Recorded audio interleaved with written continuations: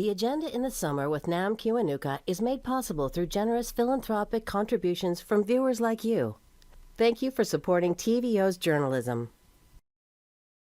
Shimmering skyscrapers, modest homes, inspiring and uninspiring public places. Architecture shapes the space we occupy. All week we'll learn how with architects Eladia Smoke, Geishigaba Week, Carol Phillips, Marianne McKenna, and Don Schmitt. Tonight, experiencing our surroundings.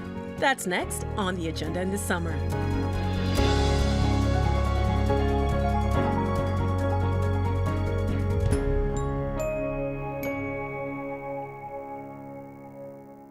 On a daily basis, I don't think a lot of us have access to architectural monuments, but we move from home, maybe to the office, grocery store, the library. As individuals who use these spaces on a daily basis, how should we experience them? Don? I think that there is, your question is really about the kind of fabric of building that makes up much of our daily encounters. Live, work, play, and I think as you encounter buildings, I think the buildings have an obligation, and the architects who design them have an obligation to make them welcoming, to make them accessible, to make them visible and clear in terms of how you access them. Have an obligation to think about how they're clad, because it's not simply enclosing space. We now know how to make buildings that generate electricity, that mini power plants that can, we've done 2 major academic buildings now in Canada that the skin of the building generates 1/4 of the energy, the exterior skin, 1/4 of the energy consumed by the building on an operational basis. So how does the skin, how is it responsible for those who are experiencing those spaces every day? When you enter the building, what makes us feel safe and comfortable and welcome? It's if there's a clarity of how we orient ourselves in the building, to what extent our interiors kind of biophilic, how can they be regenerative, as was mentioned earlier. But as architects of these large-scale projects, how do you experience those spaces? Eladia? When I walk into a space and I hear a drum beat or music, I feel exhilarated. When I smell a smudge happening, I feel grounded and at home and immediately much more calm and like I belong there. And so a lot of the function of contemporary buildings has been to create a highly sanitized artificial environment that does not include a lot of the sensory experiences that might have been part of space, back in the day. And so I'd love to see us start to be a little bit more relaxed with how public space allows activities that may not be part of our very sanitized expectation of what that space will be. So I think when we think about architecture and the experience of space, it has to include all of the senses. So the sense of the body in space, the sense of our relationships with each other and how we can interact, how that space defines how we're allowed and encouraged to interact, and the types of activities that we can do in that space, that we're allowed to do. Because the creation of space defines territory. It defines who owns that space and who makes the rules. And so that's why we've seen, I think in public space especially, a huge sanitization, a series of rules where you're only allowed to do certain things and all other things are excluded. So if we want to express the amazing and beautiful diversity of the Canadian experience, we have to start opening up the door to that in our spaces. Well, Marianne, how do you experience those spaces as an architect? Well, I think you are a body in space, and I think you have a proprioception. You sense what the space is. And so, Frank Lloyd Wright talked about compression. He was a small man, but it came in compression and expansion. And so you're looking for how your body responds And I think it is all the senses. I particularly am interested in the sense of touch, that you actually can touch materials, that you touch the handrail, you see, you feel your body in space, and you actually smell too. So interesting that you say, so in the concert hall, when you do a concert hall that's completely wood, it actually engages that sense of smell, and that's my partners laugh at me, but in fact, it is part. You can tell what's happening in a room from that as well. So it's a very broad engagement, but I think it's also, buildings have to be legible. You really need to find from the outside in and inside out.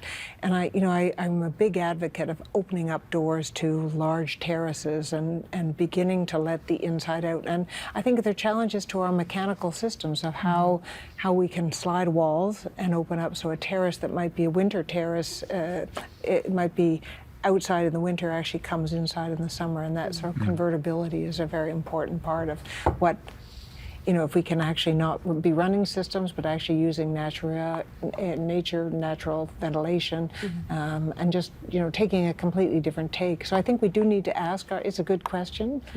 People should think about how they do. I think people walk through spaces without that orientation, but every once in a while you get in a space where you say, aha, I see something very different. I think it's also important to understand how spaces sound.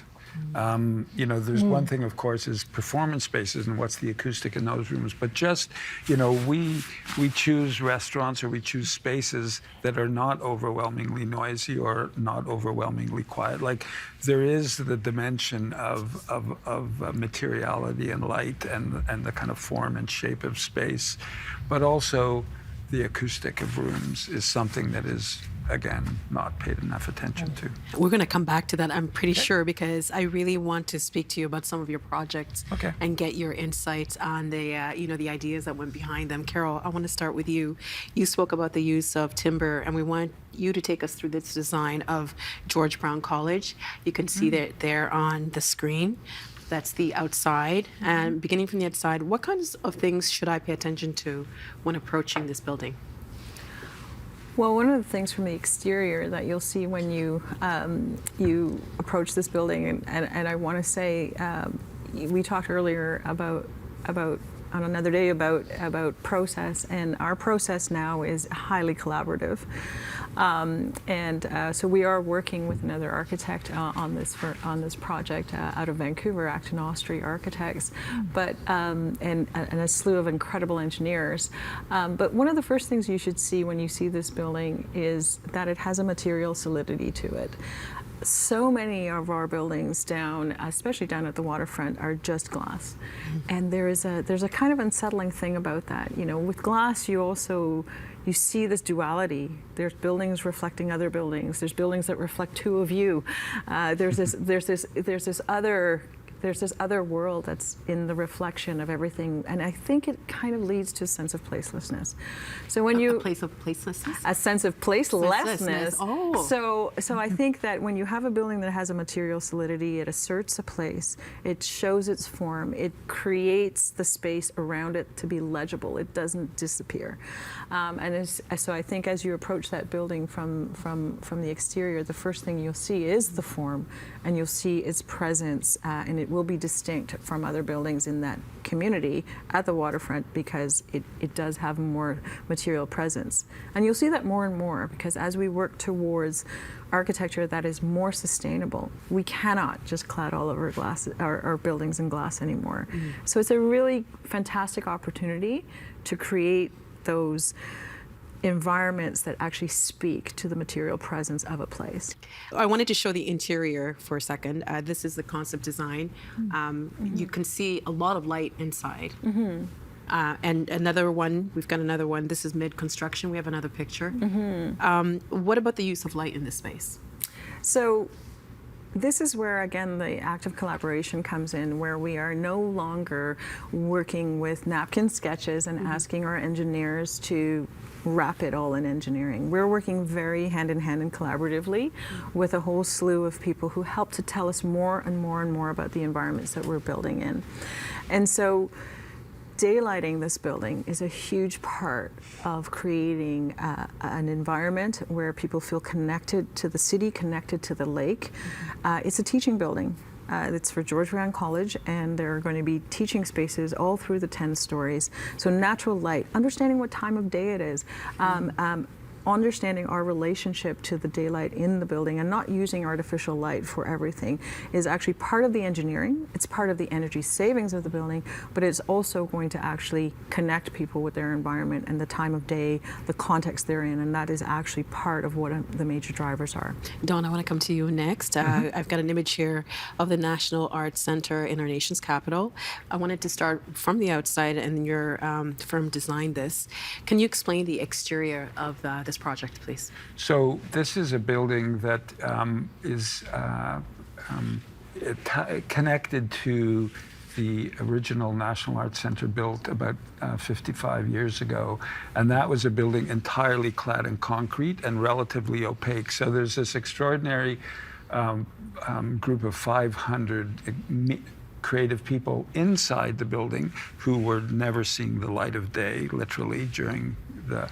But also for passerby and audiences, a mystery about what was behind the walls of that concrete fortress.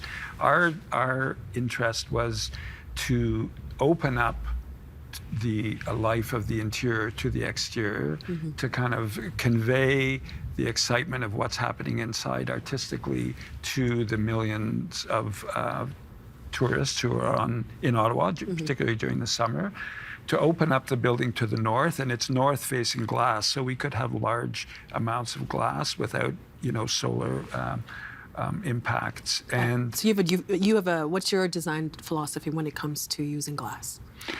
I think it's really using glass in a kind of way that's appropriate to the task. In this case, we're trying to make new lobbies that are community crossroads that are used all day long. Those lobby spaces begin with There's yoga the in the morning. Near the inside. Yoga in the morning, people gathering all day long, obviously used as lobby spaces for the 4 performance spaces in the building in the evening. And so using glass as a way of revealing this, almost making a Japanese lantern that reveals it in the evening, but also makes it full of light and animation during the day that opens to the views of the canal, of Parliament Hill, of the kind of great architecture of the Confederation Boulevard, the War Memorial, etc. I want to bring the Orchestra Shell because earlier on you spoke about the importance of sound in a space. Right. As you move through that building, is movement something you consider when designing that space, like how it feels when you move from space to space? The movement and the sequence is of arrival and departure and being there during the day is enormously important. I mean, I don't know if you can pull back the view of the lobby space. It's a space that is made. The structure is wood. The original architecture of that building was inspired by the work of Alexander Graham Bell, and specifically the kites that he was exploring, tetrahedral geometric configurations in developing flight. The original Fred Levensold, the architect of the previous iteration of the National Arts Centre, was inspired by Bell as a Canadian inventor, inspired by the geometries. Those geometries informed how the original building was made, and that informed how we made the wood structure, these deep coffers, all wood, that is the structure, all prefabricated, off-site, low-tech, simple, brought to site, and clipped together so we could create 80,000 square feet of space in 7 weeks. Wow. And use that sort of natural material, Canadian material, as a counterpoint to the concrete of the existing. And the movement of that through that space is into, for example, Southam Hall that you had the image of, extending the use of wood in reshaping the acoustic of that room, in reshaping the accessibility of that room, of reshaping the quality of the performance, really focused on an immersive relationship between performer and audience. So in the case of theater, that's an obvious interest in intensification that is represented in Southern Hall. I never thought about it like that, like an immersive experience. Marianne, I wanted to come to you next. This is a project here in the provincial capital, the Royal Conservatory of Music's Kerner Hall, and that is the outside. What's really striking is how much of the older building is paired with a more modern feature. What was the process around designing this space?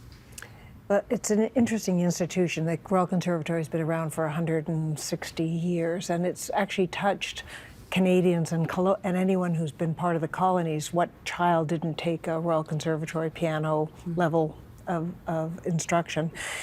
So this was about program invention in a way. It was bringing performance to an institution that was all about learning or teaching piano, teaching music. And so the addition, this programmatic addition of a 1,000-seat hall, which the city had been asking for in many different sites, plus what's called the Temerty Theatre, the theatre that you see right on Bloor Street. So there was no site, really. We had to wrap this building, and it really is almost like housing, putting an elephant behind a very delicate piece of porcelain, which was the existing heritage building. And I think it brings up issues about how do we relate to our heritage context? How do we bring new pieces into the fabric without overwhelming the existing, but actually complementing and modernizing the whole institution? I have another image here.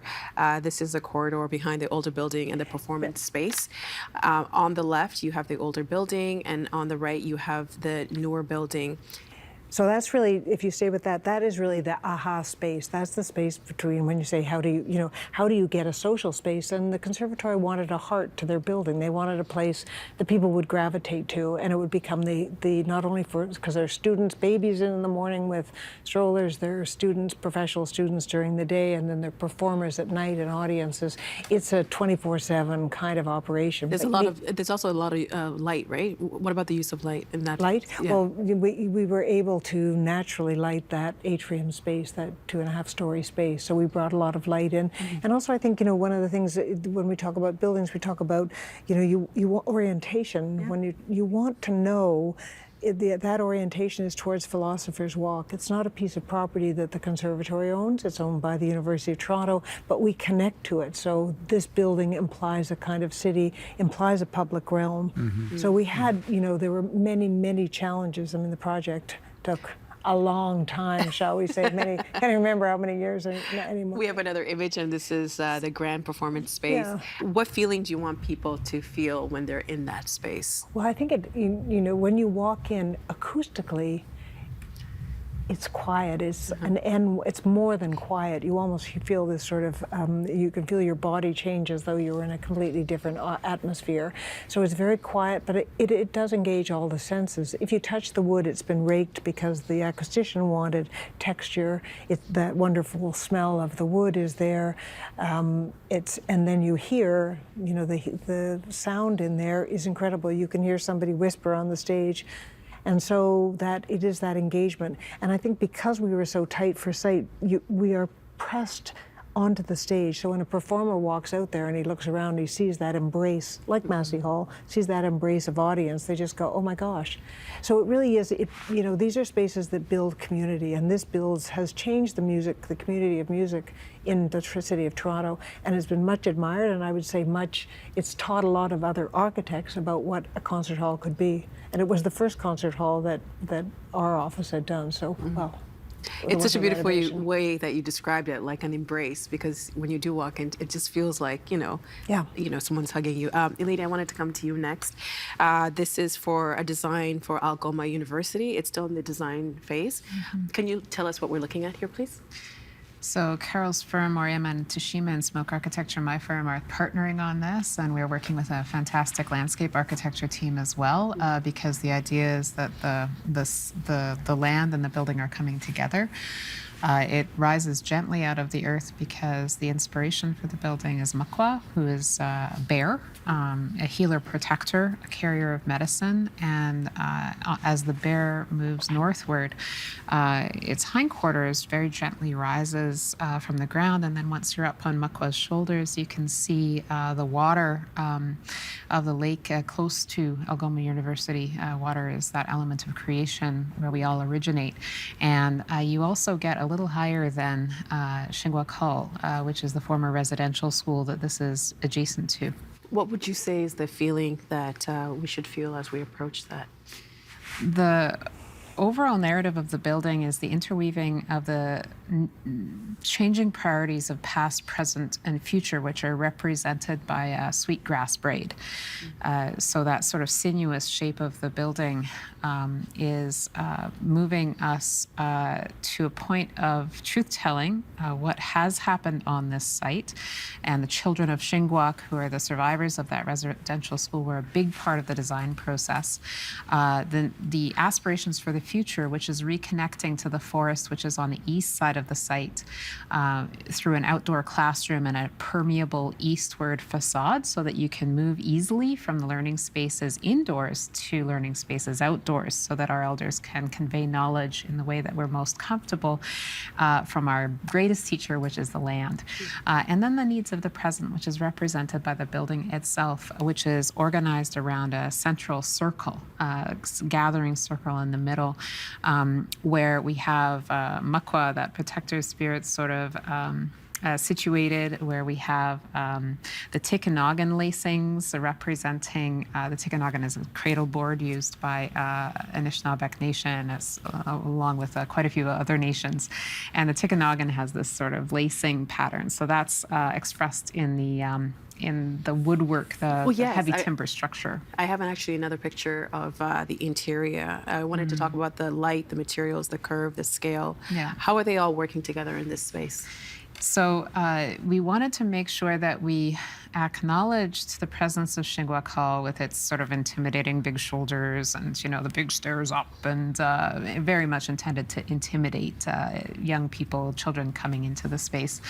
But we wanted to mitigate that by creating this beautiful naturally planted courtyard garden that this glass looks onto. So you can sort of catch a glimpse of Shingwak Hall, but it's through all our plant and animal relatives that are, you know, on our side.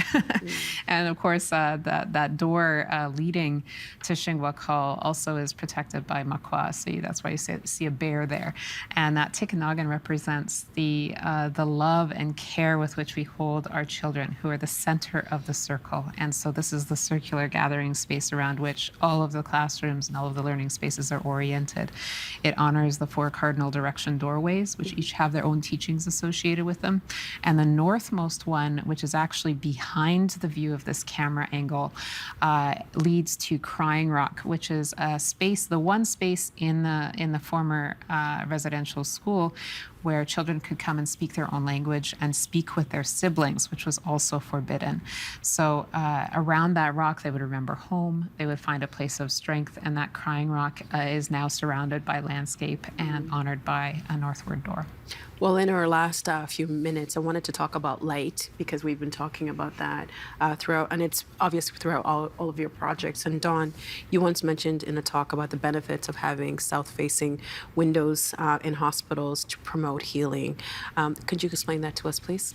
Well, our bodies respond physically to light, natural light, and views of landscape. I mean, there's clear research indicates that bodies heal more quickly in hospital rooms with the right orientation to landscape and to view. And so it just illustrates the principle of that we are our chemistry and our physiology as humans is very responsive to the natural environment, and it affects our health and well-being. And so understanding the value of light, the value of orientation, how we bring in light from above, how we create views to the landscape, how we shape space around natural light is fundamentally important. Carol. Yeah, I completely agree. I mean, I think that you know, we spend so much time on our screens and on our phones, and these sources of light have actually impacted us very negatively. They've changed our sleep patterns, you know, our constant exposure to sources of light at times that are not related to the circadian rhythms of the day have really changed us fundamentally, and I think it's been negative. And so I think that reattaching ourselves to the natural world is something we have to do. We have to see ourselves as a part of nature, not separate from it. And I think that with that comes a sense of respect and responsibility as well. So daylighting our buildings is part of that, making sure that we have natural light, and I loved your point earlier, Marianne, about orientation, understanding where you are and having that ability. So, and glass is part of that story, and glass is part of the story of letting all the daylight in as well as understanding how we can then connect to the places we are in. I think you have to talk about in praise of shadow as well. We now are a passive house, we're reducing the percentage of glazing to the solid portion of a wall, 70-30, 40-60, which means that it's quite different. So I think how light comes in smaller volumes or smaller really volumes of light, and what you get shadow when you get shadow, and how it helps define spaces as well. And I'd also like to speak in praise of north light too. I think, you know, the light that is on a building across from you that comes when you're oriented to north, that the light comes in and reflected or lights a green space is also. So I think it's more than just the south healing light. It's light in all its capacities, and it is that principle of letting in a little bit of light and then almost the Luxo lamp that brings light down. So I think we're changing our attitudes toward all glass buildings and trying to think much more strategically on how light and its patterns and its biophilic attributes can actually create different sort of textures, and it's not just a plain old big glass, we're going to let in as much light as we can. It's a more subtle nuance, modulated and shaping with light. And I think that's, you know, we'll see much more of that because we're under a different orientation in terms of, you know, how we deal with climate change, and it relates that. Well, we're going to leave this conversation here. That's all the time we have. It was really special to hear from all of you about the projects that you are working on and the thought that went behind those decisions that you made. Tomorrow, we're going to talk about some of the challenges that your industry is facing, and also controversial. Like, I didn't know that the Eiffel Tower was once controversial. What? We'll talk about that tomorrow. Thanks again. You bet. Thank you. Our guests all this week are Eladia Smoke, Gay Shigaba Week, Principal Architect of Smoke Architecture. Carol Phillips, Design Leader and Partner at Moriyama Tashima Architects. Marianne McKenna, Founding Partner of KPMB Architects. And Dawn Schmitt, Principal of Diamond Schmitt Architects.